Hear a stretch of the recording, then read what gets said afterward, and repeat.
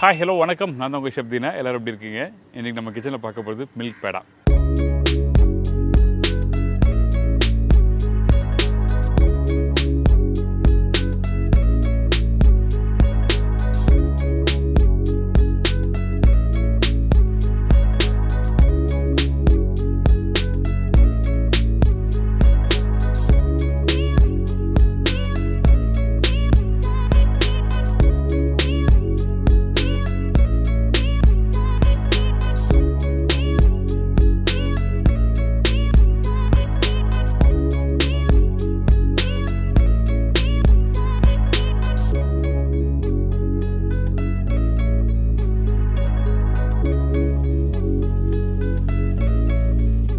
அதாவது இந்த பால்கோவா மாதிரி ரெடி பண்ணிவிட்டு சின்னதாக அழகாக ரவுண்டாக டைலாம் வச்சு பண்ணுவாங்க, பார்த்துருக்கீங்களே?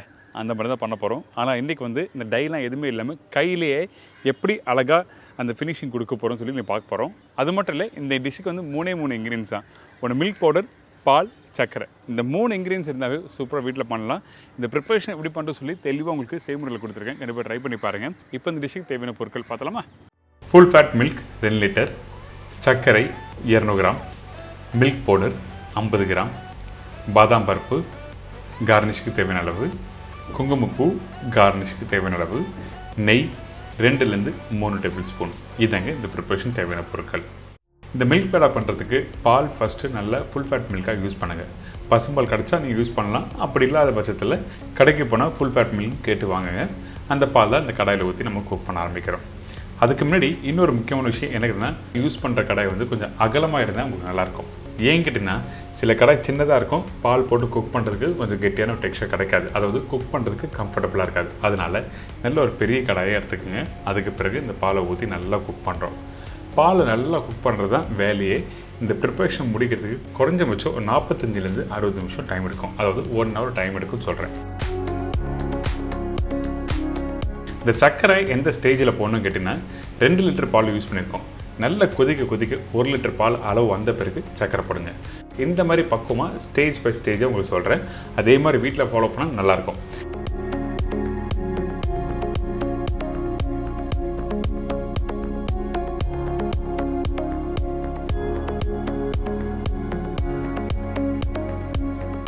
அந்த சக்கரை போட்ட பிறகு இன்னும் கொஞ்சம் வேகமாக ஆகும் அந்த பால் திக் ஆகிறதுக்கு. ஸோ நம்ம என்ன பண்ணுறோம், இப்போ நல்லா திருப்பி குக் பண்ண ஆரம்பிக்கிறோம். இந்த ஸ்டேஜ் வந்த பிறகு நம்ம என்ன பண்ணுறோன்னா, விடாமல் குக் பண்ண ஆரம்பிக்கணும். அதுக்கு முன்னாடி கூட கொஞ்சம் டைம் விட்டு நீங்கள் நல்லா மிக்ஸ் பண்ணலாம். ஆனால் இந்த மாதிரி ஸ்டேஜ் வந்த பிறகு நல்லா கெட்டியாக குக் பண்ண இந்த மாதிரி பால்கோவா மாதிரி வரும்.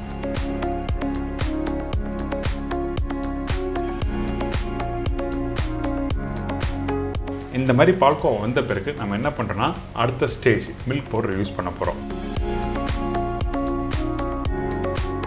மில்க் பவுடர் முன்னாடியே போட்டிங்கன்னா உங்களுக்கு கெட்டியாகிறது கஷ்டமாக இருக்கும். அதனால தான் ஒரு பால்கோவா டெக்ஸ்சர் வந்த பிறகு நம்ம மில்க் பவுடர் இதில் யூஸ் பண்ணுறோம்.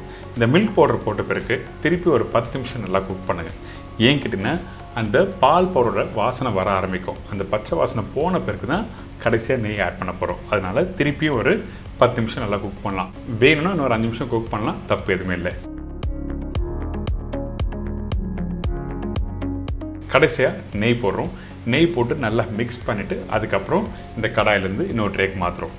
நெய் அதிகமான குவான்டிட்டி வேணால் ஃபஸ்ட்டு ஒரு டேபிள் ஸ்பூன் போடுங்க. வேணும்னா இன்னொரு டேபிள் ஸ்பூன் நீங்கள் ஆட் பண்ணிக்கலாம்.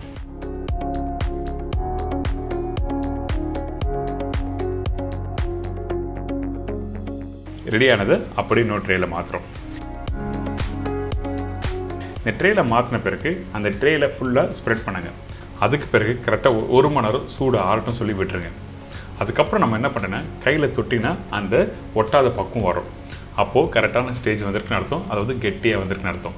இதுக்கு பிறகு கொஞ்சமாக 2 கையிலையும் நெய் அப்ளை பண்ணுங்கள். நெய் அப்ளை பண்ணிட்டு திருப்பி நம்ம என்ன பண்ணுறோன்னா, அந்த மில்க் பேடாவை நல்லா மிக்ஸ் பண்ணுங்கள். மிக்ஸ் பண்ணிவிட்டு அதுக்கப்புறம் ரவுண்டாக பால் மாதிரி பிடிக்க போகிறோம். ஃபஸ்ட்டு நல்லா மிக்ஸ் பண்ணியிருக்கணும். மிக்ஸ் பண்ணால் உங்களுக்கு நல்லா சாஃப்டாக கெட்டியான டெக்ஸ்சர் வரும். இப்போ ரவுண்டாக நல்லா பால் மாதிரி பிடிக்கிறீங்களா, அதாவது உருண்டை மாதிரி பிடிக்க ஆரம்பிக்கலாம். அதுக்கு பிறகு நம்மளோட சுண்டை விரலுக்கு பார்த்தீங்களா, அந்த சுண்டை விரலை வச்சு லைட்டாக ப்ரெஸ் பண்ணுங்கள். ப்ரெஸ் பண்ணி முடித்த பிறகு இந்த மாதிரி ஒரு குச்சி எடுத்துக்கோங்க. ஜஸ்ட் அங்கங்கே ஒரு கோடு போட்டிங்கன்னா அழகாக சூரியன் மாதிரி உங்களுக்கு வரும். ஸோ இந்த மாதிரி நீங்கள் வீட்டில் ஈஸியாக பண்ணலாம்.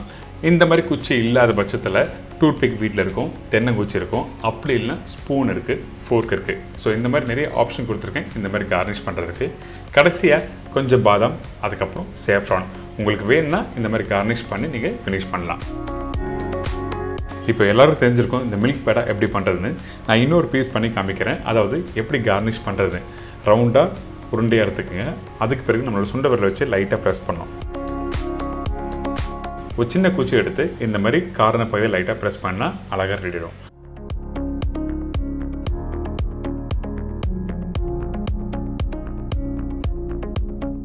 இது மட்டும் இல்லை, இந்த மில்க் பேடாவில் நீங்கள் ஃப்ளேவர்ஸ் ஆட் பண்ணலாம்.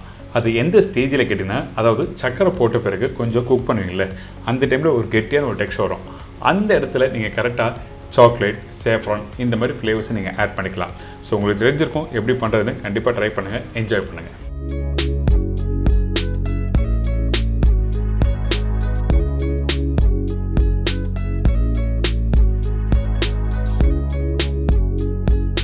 என்னங்க இப்போ எல்லாரும் தெரிஞ்சிருக்கோம், ரொம்ப ஒரு ஈஸியான ஸ்டைலில் இந்த மில்க் பேடா அப்படி பண்ணுறது சொல்லி கொடுத்துருக்கேன். கண்டிப்பாக ட்ரை பண்ணி பாருங்கள். அது மட்டும் இல்லை, அந்த கார்னிஷ் பண்ணுறதுக்கு நீங்கள் வீட்டில் டூத் பிக் இருந்தால் போதும், அப்படி இல்லைனா தென்னைக்குச்சி இருந்தால் போதும். ஸோ அந்த குச்சியை வச்சு அழகாக நீங்கள் ப்ரெஸ் பண்ணி இந்த மாதிரி ஃபினிஷிங் பண்ணலாம்.